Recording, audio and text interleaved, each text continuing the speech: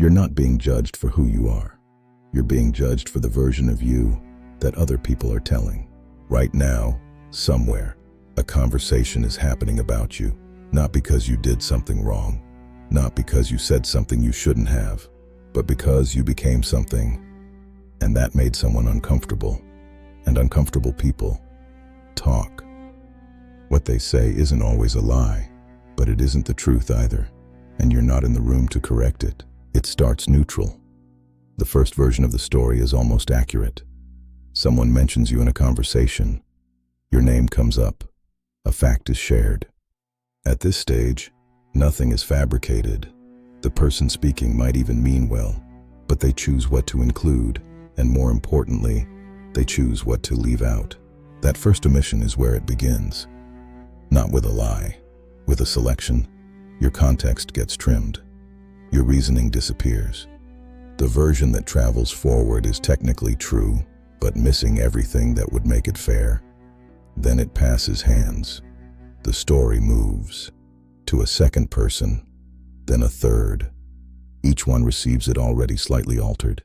Each one adds their own interpretation, their own tone, their own emphasis. They're not inventing, they're translating. But every translation loses something. And every person who retells it through the lens of what they already feel about you. If they admire you, they soften the edges. If they envy you, they sharpen them.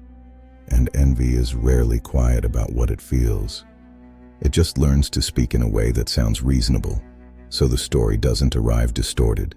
It arrives adjusted, plausible, believable, just different enough from the truth to do damage, just close enough to the truth to be defended. And then the additions begin. Something new enters. An assumption presented as fact. A motive attributed to you that you never had. A version of your intention that fits the narrative better than your actual one. You said something, but now it's being explained. And the explanation says more about the person offering it than it does about you. Your ambition becomes arrogance. Your confidence becomes coldness. Your boundaries become aggression. Your success becomes luck or manipulation. None of it is entirely invented. All of it is entirely unfair. And you're not in the room. You can't correct it. You don't even know it's happening. Here is what's important to understand. No one in this chain is necessarily a villain. Most of them are not sitting somewhere plotting against you. Most of them believe what they're saying. Most of them would be genuinely offended if you called them envious. Because that's what makes this so precise. Envy doesn't announce itself. It disguises itself as concern, as honest observation, as just telling someone what they should probably know. The person sharing your story is not lying. They are filtering, and the filter is envy, an emotion they haven't named. No one is lying, but no one is telling the truth either. And somewhere in the middle of that, your name is attached to a version of you that you would not recognize. The damage doesn't happen in one moment. It happens in accumulation. A person who never met you already has an opinion. Someone who used to trust you starts to hesitate. A door that should have opened closes before you even reached it, and you don't know why. You walk into a room and feel a temperature you can't explain. You notice a shift in someone's tone. You sense a distance that wasn't there before. And because you can't trace it, you start looking inward. What did I do? What did I say? Is there something wrong with how I'm showing up? And that is the most insidious part of all. The story they spread becomes a question you ask yourself. The distortion they created becomes doubt you carry. You become the defendant in a trial you were never told was happening. Envy is social by nature. It needs an audience, because the discomfort of envy is comparative. You are not just feeling bad, you are feeling behind, and spreading your story narrows that gap.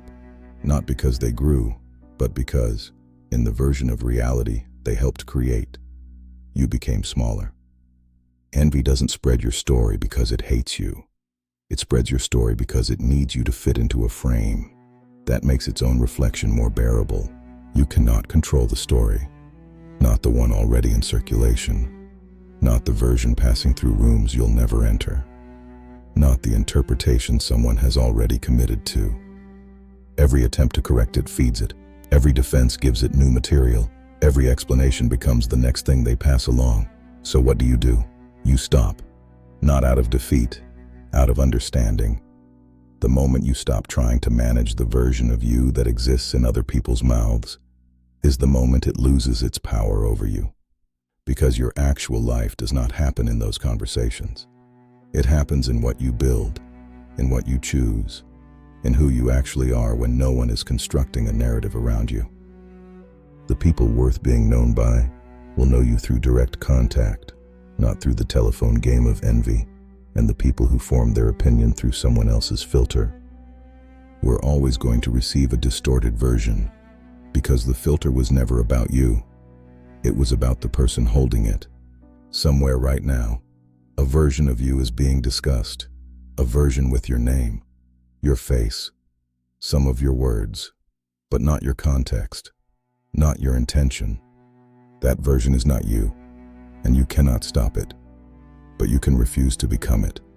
Observe more, speak less, and watch who changes. Leave in the comments, "Not my version."